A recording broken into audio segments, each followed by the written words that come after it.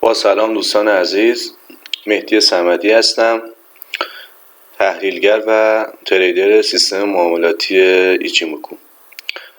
با جلسه سوم استراتژی سطوح ولید در خدمت دوستان هستیم. در جلسات گذشته شناخت و تشخیص سطوح ولید رو که با چرخش اسمنبی و شکست های و لو 52 دوره بود خدمت دوستان عرض کردیم. در جلسه دوم نقطه ورود رو گفتیم. نقطه ورود که دو حالت کلی داشت که با چرخش تنکانسن و چرخش اسمنبی انجام می شد. در نقطه ورود خدمت دوستان عرض کردیم که در این دو حالت کلی اشاره شد که اگر نقطه ورود در تایم ترید یا تایم پایین ما هم جهت باشه با تایم بالا یا تایم روند ما اینجا با چرخش تنکانسن و شکست های و لو 9 دوره میتونیم در تایم پایین وارد پوزیشن بشیم.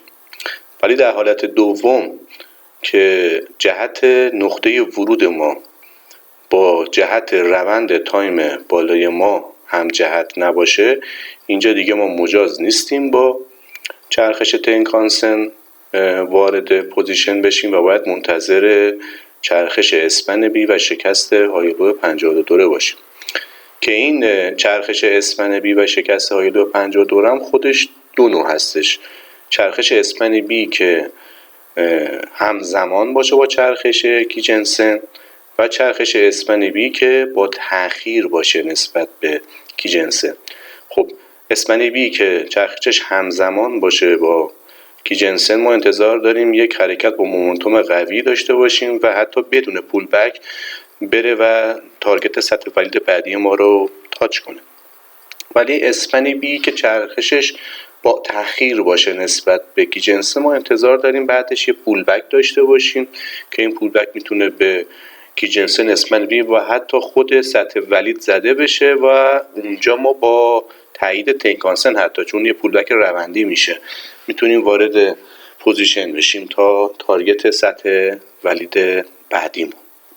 خب ما در جلسه اول اومدیم سطوح ولید رو مشخص کردیم. گفتیم هر جا که اسمنبی ما بچرخه و همزمان با چرخش اسمنبی ما های و لو 52 دوره زده بشه یا شکسته بشه، تو همون باکس 52 دوره‌ای که ما میکشیم اون حالا لو یا های متناظر برای ما میشه های و لو ولید. خب اینجا اگه دوستان دقت کنن تو این باکس 52 دوره که کشیده شده اینجا اسمنبی ما چرخیده، همزمان با چرخش اسمنبی ما مشاهده میکنید که های 52 دوره اینجا با این کندل زده شده. خب تو همین باکس 52 دوره ما لو 52 دوره لو متناظر ما میشه سطح ولید. خب که اینو قبلا مشخص کردیم. عرض کردیم که ما در دو تایم باید سطوح ولید رو مشخص کنیم. تایم بالا که تایم روند ما میشه و سطوح اصلی و ماژور مشخص میشه و تایم پایین که تایم ترید ما میشه و سطوح ولید حالا جزئی یا مینور مشخص میشه. خب سطوحی که در تایم بالا ولید میشه اکثرا در تایم پایین هم ولید هستن و همپوشانی داریم. اینجا مشاهده میکنید ما الان در تایم پایین حالا 1 ساعته هستیم. سطح ولیدی که در تایم 4 ساعته تایم روند مشخص شده الان همپوشانی داره با تایم پایین ما که روی هم میافتن، در حقیقت همپوشانی دارن. خب در جلسه دوم اومدیم در مورد نقطه ورود گفتیم. این جلسه که جلسه سوم هستش میخوایم در مورد با چرخش‌های معتبر بگیم که در واقع تکمیل کننده جلسه دوم ما هستش. خب ما در جلسه دوم در مورد با نقطه ورود خدمت دوستان آموزش دادیم که دو حالت کلی داریم. در ابتدا موقعی که جهت نقطه ورود ما در تایم پایین همجهت باشه با روند تایم بالای ما. خب اینجا در تایم پایین برای ورود نیاز به چرخش تنکانسن و زده شدن یا شکست هایولو 9 دوره داریم. در حالت دوم، حالتی که جهت نقطه ورود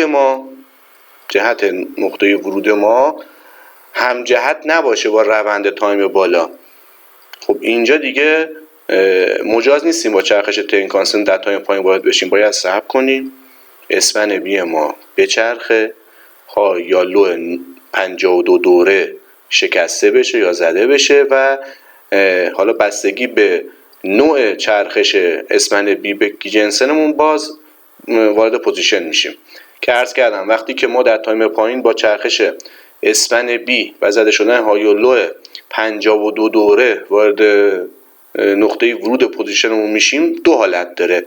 موقعی که چرخش اسپن بی همزمان باشه با چرخش گیجنسن، یعنی همزمان هایولو 26 دوره و 52 دوره زده بشه، یا موقعی که چرخش اسپن بی ما با تأخیر باشه نسبت به گیجنسن، یعنی گیجنسن ما بچرخه و حالا چند کندل بعد، حالا از 3-4 کندل بعد به بالا بیاد اسپن بی ما این حرکت گیجنسن رو تایید کنه و بچرخه. اینجا دیگه وقتی که چرخش اسپن بی ما با تأخیر باشه نسبت به گیجنسن، معمولا ما پول بک داریم، ثبت میکنیم در نقطه ورود مناسبتر در پول بک میتونیم وارد پوزیشن بشیم. خب اینجا به عنوان مثال اسپن بی ما اینجا چرخیده، این نقطه اسپن بی ما تقریبا همزمان با گیجنسن ما به سمت پایین چرخیده. ما اگه یه باکس 52 دوره اگه رسم کنیم، اینجا مشاهده میکنید با این کندل مشاهده میکنید که چرخش اسپن بی ما به سمت پایین تایید شده. این شادویی که اینجا زده میشه بعد از این لو 52 دوره که زده میشه، در حقیقت شکست لو 52 دوره ما رو تایید میکنه این شادو، این کندل بعدش که در حقیقت لو 52 دوره ما اینجا میشه. خب مشاهده میکنید همزمان با چرخش اسپن بی ما گیجنسن ما هم اومده چرخیده و در حقیقت همزمان لو 26 دوره و 52 دوره با هم زده شده. خب اگه دقت کنید بعدش ما یه حرکت با مومنتوم قوی داشتیم،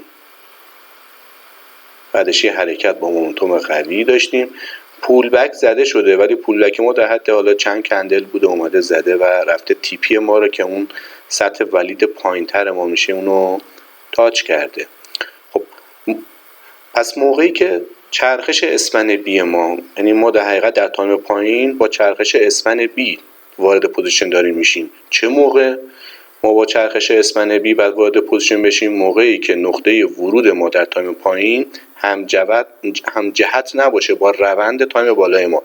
ما اینجا دیگه مجاز نیستیم با چرخش تنکانسن وارد بشیم، بس صبر کنیم که اسپن بی ما بچرخه، حالا هایولو 52 دوره زده بشه، حالا در پول بکش میتونیم وارد بشیم. اینجا چون همزمان بوده چرخش اسپن بی نسبت به تنکانسن، حتی پول بک ما هم یه پول بک در حد کندلی بوده، یه پول بک روندی نبوده. اومده در حد چند کندل پول بک زده، به حالا زیر گیجنسن ما پول بک زده و رفته حالا تارگت سطح پایینتر ما رو تاچ کرده. ولی بعضی نقاط هستن که چرخش اسپن بی نسبت به گیجنسن با تأخیره، یعنی بیشتر از 2-3 کندل اسپن بی میچرخه و حرکت گیجنسن رو تایید میکنه. اینجا دیگه ما انتظار یه پول بک حتی روندی هم داریم که این پول بک روندی میتونه بیاد و حتی به زیر این سطح ولیدی که هستش بیاد پول بک بزنه، این تا اینجا میتونه حتی بالا بیاد. موقعی که چرخش اسپن بی نسبت به گیجنسن با تأخیر باشه و ما با چرخش اسپن بی وارد میشیم، حتی این میتونه بیاد به زیر این سطح ولید یه پول بک بزنه و بره تیپی ما رو تاچ کنه. خب این پول بکی که زده میشه اینجا دیگه تا این بالا وقتی میاد تا نزدیک های سطح ولیل ما دیگه ما اینجا با تایید چرخش تنکانسن دیگه وارد میشیم، چون دیگه حالت روندی میشه، چون بعدش مثلا کراس میشه، بعد میاد بالا دوباره تنکانسن میچرخه دیگه. اینجا دیگه ما چون در حقیقت چرخش اسمنبی با تأخیر بوده نسبت به کیجنسن و انتظار یک پولبک روندی داشتیم، دیگه این بالا با تایید تنکانسن دیگه وارد پوزیشن اون میشیم. خب بریم حالا مثالای دیگر رو بررسی کنیم که حالا این نقطه ورود و چرخش های حالا معتبر برای دوستان واضح تر بشه.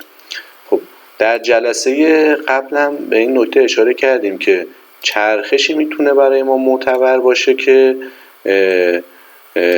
در حقیقت های و لو شکسته بشه، چرخشی که در اثر جابجایی و یا از دست دادن های و لو باشه برای ما معتبر نیست. تو همین باکس اگه بیایم بررسی کنیم تو همین قسمت نکنیم، اول ما تنکانسنمون یه هشتی زده به سمت پایین چرخیده اینجا.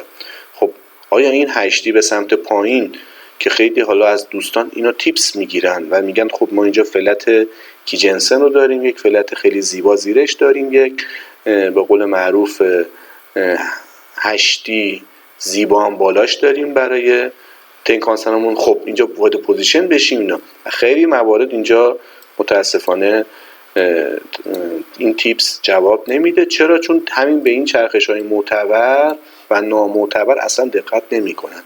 ما اینجا اگه از نقطه چرخش تنکانسنمون یه باکس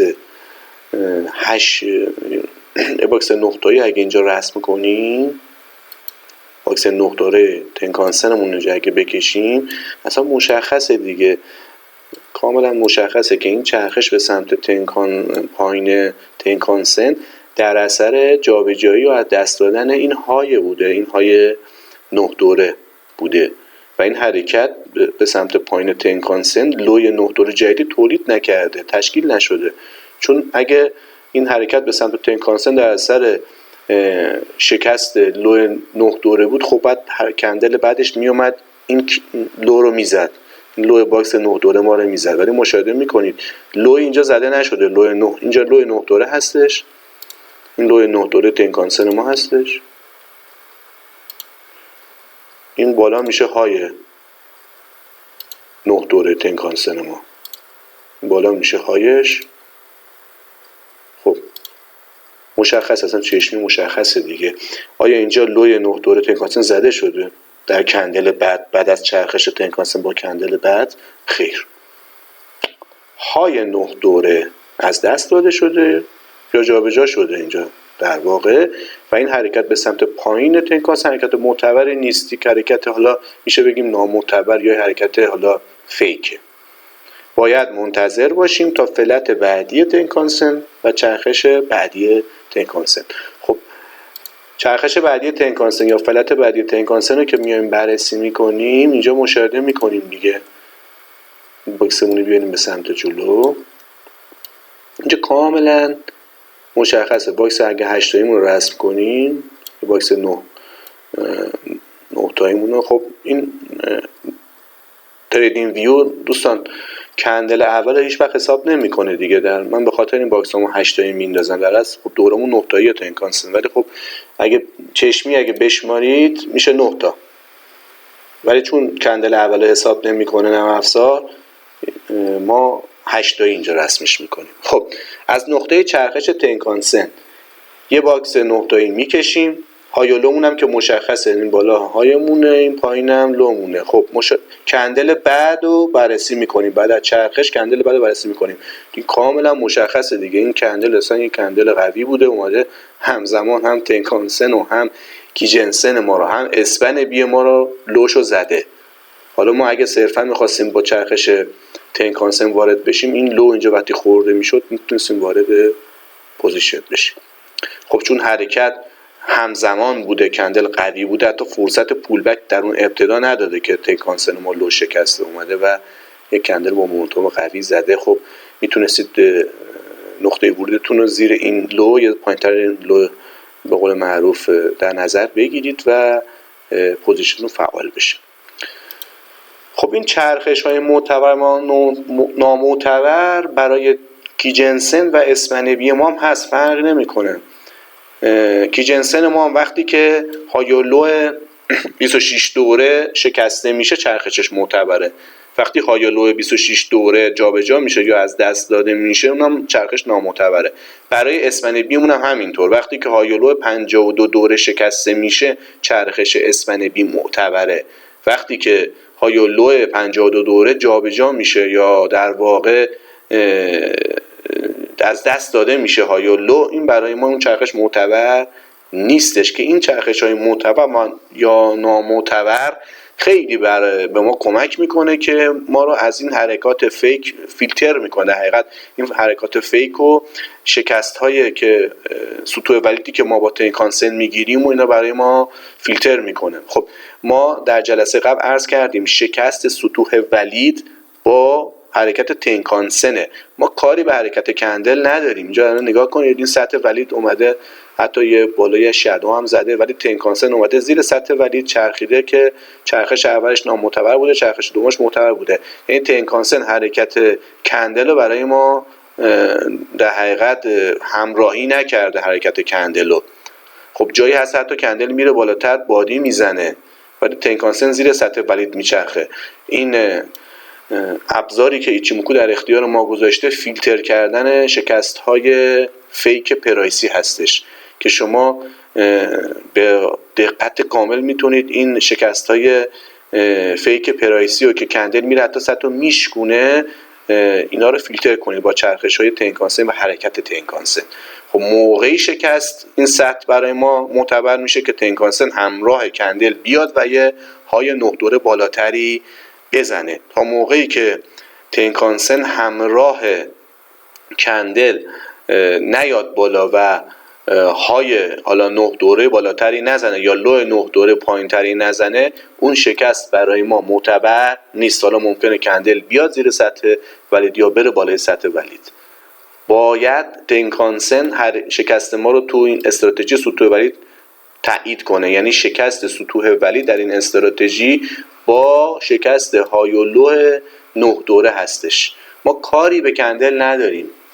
کندل ممکنه حرکات فیک برای خودش بزنه، ما رو به اشتباه بندازه، ولی تا موقعی که تنکانسن اون حرکت کندل رو شکست رو تایید نکنه از سطوح ولید برای ما معتبر نیستش. اینجا اگه دوستان دقت کنن تو این نقطه، خب اینجا تنکانسن ما اومده حرکت کرده به سمت پایین، یک لو 9 دوره پایینتری زده، اصلا چشمی مشخصه. شما اگه باکستون هم بندازید این حرکت به سمت پایین، این نقطه که تنکانسن ما چرخیده، ما اگه یه باکس 9 تایی هم اگه اینجا رسم کنیم، باکسمون اگه اینجا رسم کنیم اصلا مشخصه، به صورت چشمی هم مشخصه.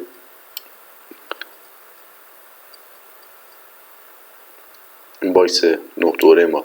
حرکت بعدش خب کندل اومده لوی 9 دوره ما رو زده که این چرخشش با چرخش کیجنسن هم همزمان شده، یعنی این کندل اومده حتی لو 26 دوره ما هم شکسته شده با این کندل. خب این حرکت به سمت پایین تنکانسن که از اینجا این چرخش ما معتبر میشه، یعنی وقتی لو 9 دوره زده میشه این چرخش به سمت پایین تنکانسن برای ما اینجا معتبر میشه و میاد این سطح ولید رو برای ما میشکنه. مشخصه دیگه پایین اومدن تنکانسن در اثر شکست این لو بوده با این کندل، حالا با مومنتوم قوی بوده این کندل. خب این حرکت به سمت پایین که باعث شکست این سطح ولید ما شده، یک شکست معتبره، چون همراه کندل اومده لو 9 دوره پایینتری زده و این سطح رو برای ما شکسته. خب پایینتر که میایم بررسی میکنیم اینجا این قسمت که باز چرخش داشته، باکسمون رو که وقتی میایم میکشیم اینجا، این باکس حالا 9 دوره ما هستش اینجا، این قسمت هم باید بریم پایین تر به این صورت میشه. خب تو این باکس 9 دوره ما این حرکت به سمت تنکانسن در ابتدا شکست معتبری نبوده. چرا؟ چون اومده چی از دست داده؟ مشخصه تو باکس های 9 دور دست داده یا های جابجا شده. پس در ابتدا این حرکت به سمت پایین تنکانسن که ظاهرا اومده این سطح رو برای ما شکسته، این حرکت معتبر نبوده، ولی وقتی که رفته پایین یه باله اینجا زده و به سمت پایین حرکت کرده دیگه این شکست اصلا برای ما معتبر شد دیگه. یعنی اگه این میومد اینجا تنکانسن این قسمت میومد و دوباره برمیگشت به سمت بالا، از همین نقطه برمیگشت به سمت بالا، از این نقطه برمیگشت به سمت بالا، ما نمیتونستیم بگیم که شکست انجام شده. ولی وقتی اومد تنکانسن زیر سطح ولید و یک فلت زد و فلت پایینتری زد، دیگه شکست این سطح ولید، این دوتا سطح ولید در حقیقت برای ما معتبر شد. پس در حرکت اولش چی از دست میده؟ های 9 دور از دست میده. ما نمیتونیم بگیم این حرکت به سمت پایین تنکانسن معتبره. ولی در ادامه که اینجا میاد یه فلت میده و لو 9 دور پایین تری میزنه اینجا، دیگه این شکست این سطح ولید، دو تا سطح ولید در حقیقت برای ما معتبر میشه. در صورتی که تنکانسن میومد اینجا و از اینجا برگشت میزد به سمت بالا، این شکست برای ما معتبر نبود، چون میگفتیم چی؟ لو از دست داده یا لو جابجا شده. ولی دیگه اصلا اومده زیر سطح ولید یه فلت زده، بعد از فلتش یه لو 9 دور پایینتری زده که دیگه شکست رو برای ما تایید کرده. این شکست رو برای ما، خب شکست های معتبر شکستی است مخصوصا با تنکانسن، چون ما شکست های معتبر و شکست های سطوح ولید رو با تنکانسن عرض کردم تایید میگیریم دیگه.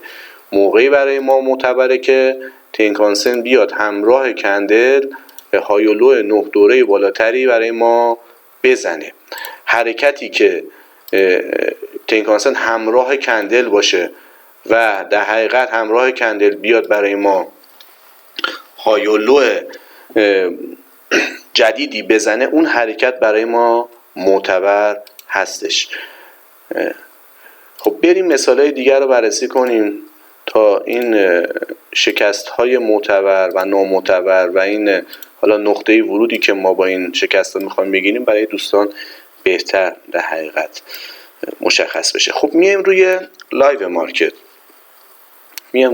مارکت.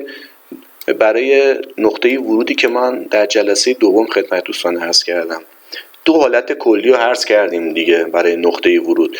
موقعی که جهت نقطه ورود ما هم جهت باشه با روند تایم بالای ما. خب تایم ترید ما اینجا 1 ساعت است، تایم روند ما هم 4 ساعت است. در تایم ترید مشخصه دیگه روند نزولیه، در تایم بالام 4 ساعته بریم بررسی کنیم روند نزولی هستش. خب ما در اینجا میخوایم پوزیشن خرید واردش بشیم. در تایم ترید میخوام وارد پوزیشن خرید بشیم، میریم بالا بررسی میکنیم تایم 4 ساعته، میگیم تایم 4 ساعت همونم نزولی هستش. خب نزولی بودن تایم 4 ساعته رو با یک نگاه دیگه مشخصه دیگه. شما اگه بررسی کنید اینجا رو لایو مارکت بریم، خب ابر کومه آینده ما چیه؟ نزولیه دیگه. چیدمان اجزای ما نزولیه. ایچیموکو وقتی میگن ترید در تحلیل در یک نگاه، یعنی شما در یک نگاه بفهمید که روند آقا نزولیه یا صعودی هستش دیگه، یا حالت رنج داریم سایدوی. ببین اینجا اگه بررسی کنید، خب ابر کومو ما نزولیه و چیدمان اجزای ما هم نزولیه. در حالت کلی روند ما نزولیه. خب ما در تایم پایینمون که میشه تایم 1 ساعت تایم تریدمون میخوایم پوزیشن بگیریم خرید. خب پوزیشن خرید ما مخالف روند تایم 4 ساعته هستش. خب این حالت چندم میشه؟ حالت دوم میشه که خدمت دوستان عرض کردم. در حالتی که جهت نقطه ورود ما در تایم پایین مخالف روند ما در تایم بالا باشه، اینجا دیگه مجاز نیستیم با چرخش تنکانسن در تایم پایین وارد پوزیشن بشیم. باید صبر کنیم اسپن بی ما بچرخه، های و لو 50 دوره زده بشه. حالا تو این موقعیتی که ما هستیم باید های 50 دوره زده بشه و اونجا در پول بک، حالا بستگی به چرخش نسبت به تنکانسن کی جنسن داره، وارد پوزیشن بشیم.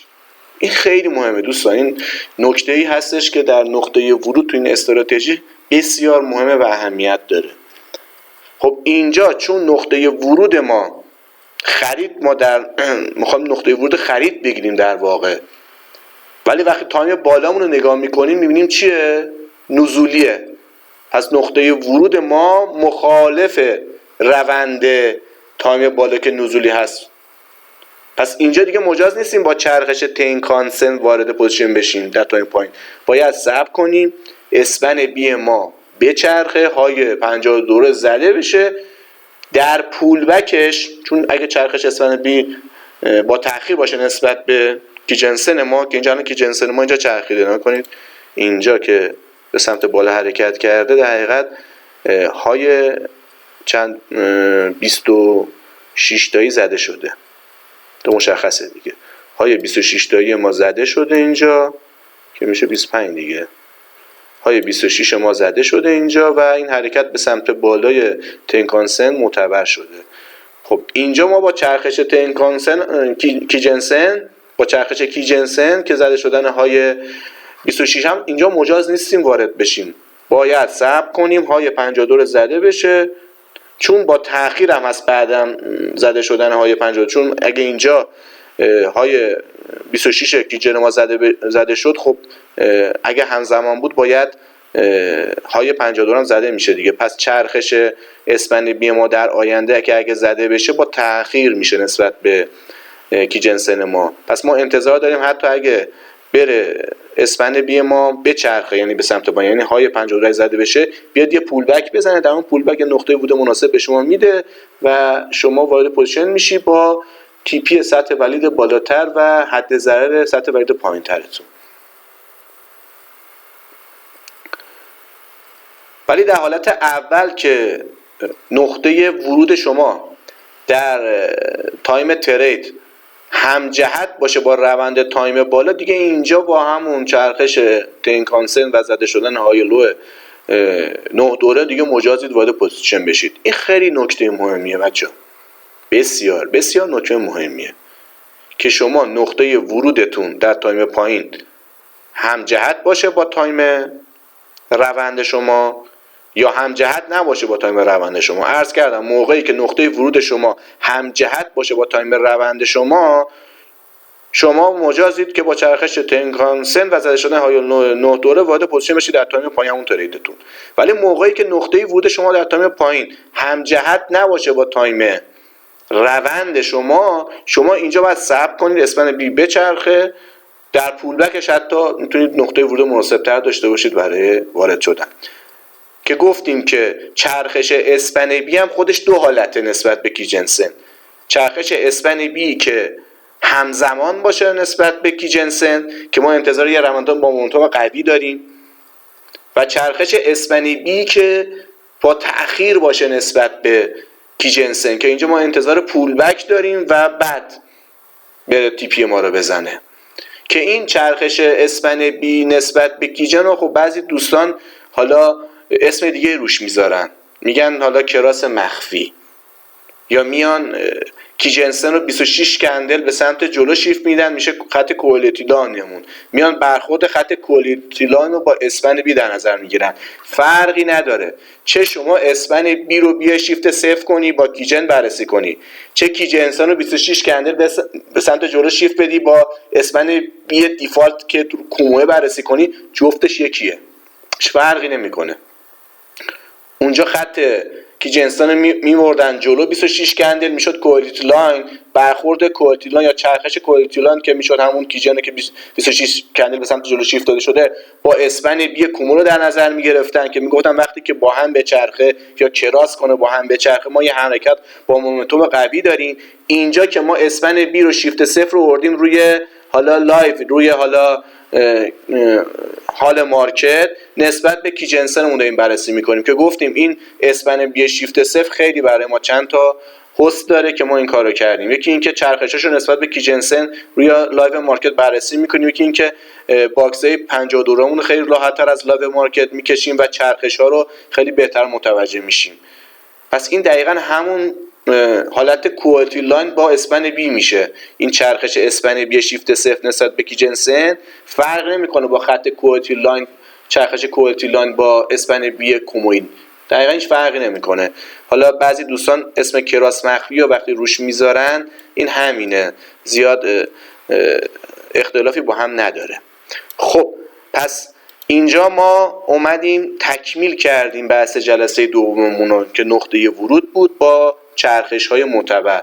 چرخشی برای ما معتبره که با زده شدن های و لو، حالا برای تنکانسن 9 دوره یا 26 دوره یا 52 دوره باشه.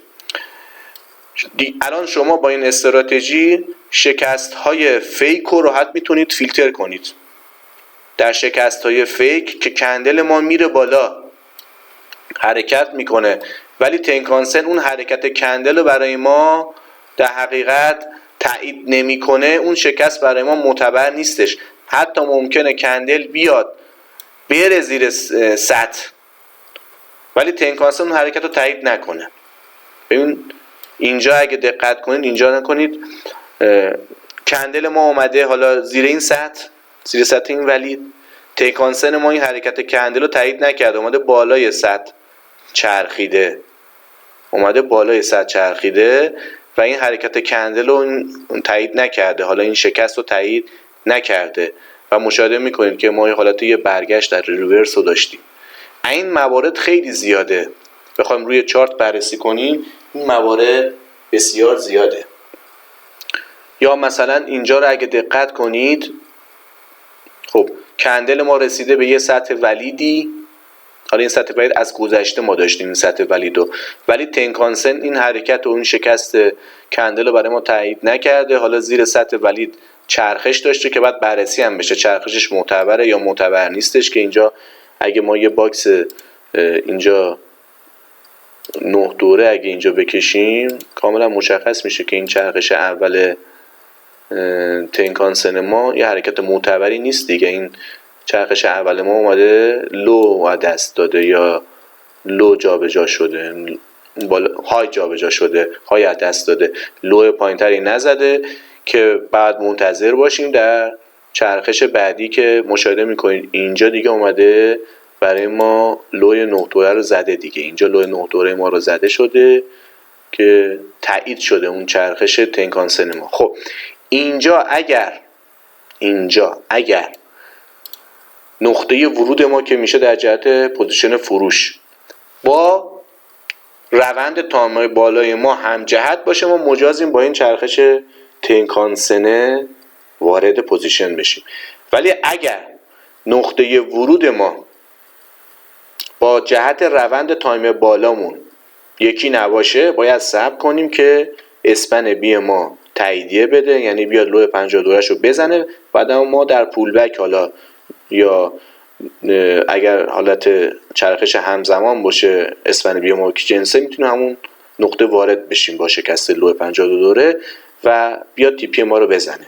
اینجا مشاهده میکنید دیگه چرخش اینجا ما اینجا اسپن بی ما چرخیده، اینجا تو این نقطه دقیقاً اسپن بی ما چرخیده، اینجا ما یه خط بندازیم، اینجا اومده کی جنسن ما اینجا چرخیده، اینجا معتبر شده چرخشش. با کندل هم میتونید با باکس هم میتونید بررسی کنید این رو. ما اگه باکسمون رو بیاریم اینجا، این چرخش اسپن بی رو اگه بیایم بررسی کنیم، یه باکس حالا 26 دوره بکشیم، خب مشخصه دیگه، کاملا مشخصه این لو 26 دوره بوده، اونم هایش بوده و با این کندل اومده لو 26 دوره زده شده و این چرخش اسپن بی ما به سمت چرخش کیجنسن ما به سمت پایین اینجا معتبر شده، با این کندل معتبر شده. مشاهده میکنید که با یه فاصله ای اومده اسپن بی ما، این خط مشکیه گفتیم میشه اسپن بی شیفت صفر ما، با یه فاصله این اسپن بی شیفت صفر ما اومده چرخیده، تأخیر داشته، یه مقداری تأخیر داشته. اگه بیایم حالا این باکس رو باز دوباره بررسی کنیم، اینجا میشه چرخش اسپن بی ما و حالا باکس 52 رومون هم که دقیق رسمش کنیم، اینجا لومون زده شده دیگه، مشخصه، کاملا مشخصه. اینجا لو 52 دوره ما که این میشه، این کندل میشه، این شادو اومده این لومون زده و این چرخش اسپن بی به سمت پایینم معتبر شده در واقع. خب اینجا چون بالا با یه فاصله کمی اسپن بی ما آمده بعد از گیجن چرخیده، ما انتظار پول بک روندی نداریم دیگه. گفتم حالا اگه با فاصله مثلا 4-5 کندل بعد اسپن بی ما بیاد بچرخه و حرکت گیجنسن ما رو چرخش رو تایید کنه، ما انتظار یه پول بک جزئی داریم، کندلی داریم در حقیقت.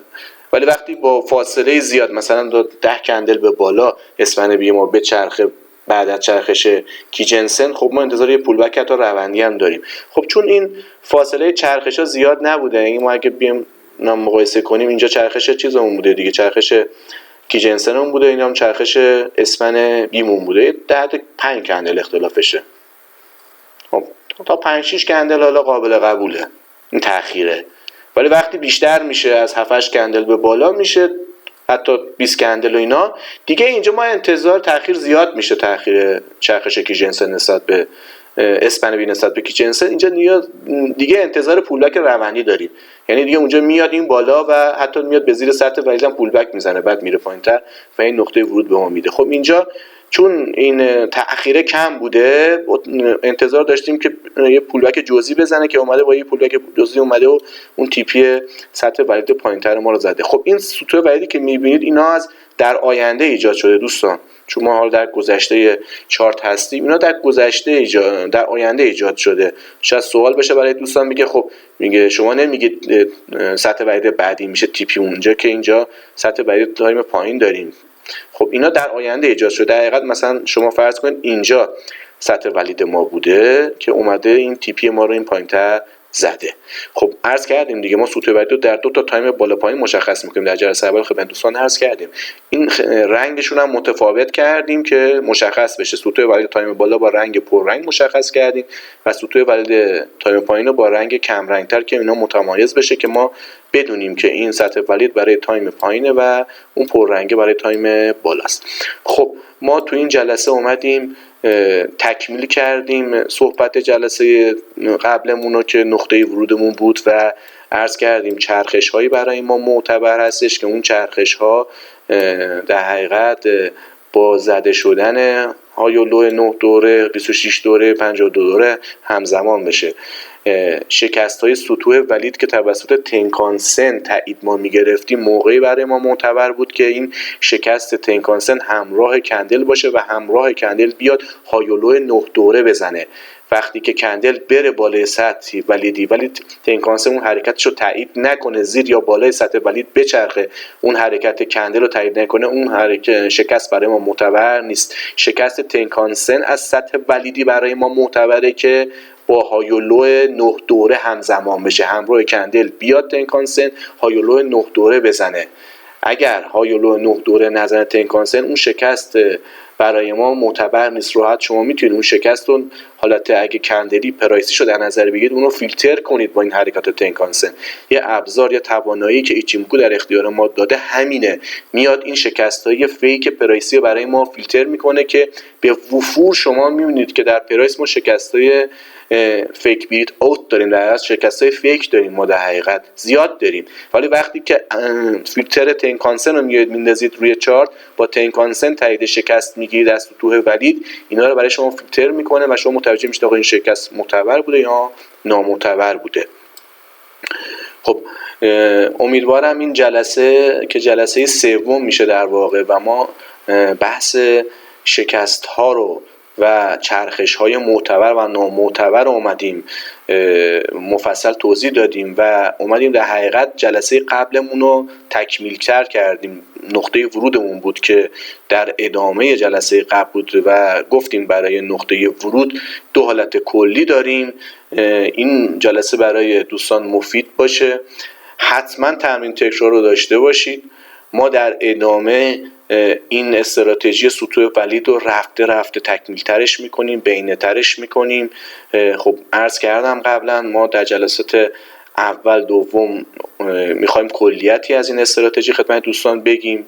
اولا بیاد تشخیص بدید سطوح ولید و خب در جلسه اول گفتیم سطوح ولید با زده شد چرخش اسپن بی و زده شدن های و لو 50 دوره به دست میاد که مفصل توضیح دادیم. در جلسه دوم اومدیم نقطه ورود رو به خدمت دوستان عرض کردیم. نقطه ورود دو حالت کلی داشت، گفتیم بعد چه جوری وارد بشید. نقطه ورود ما در تایم پایین هستش که تایم تایید میشه و در این جلسه اومدیم به چرخش های معتبر و نامعتبر پرداختیم که بسیار مهمه و شکست های معتبر و نامعتبر تنکانسن از سطوح ولید. خب دوستان حتما تمرین تکرار داشته باشین جلسات گذشته رو که ما در ادامه آموزشمون که میایم تکمیل‌تر میکنیم و بهینه‌تر میکنیم در واقع استراتژیو که بتونید در حقیقت موفق‌تر باشید در یادگیری این استراتژی.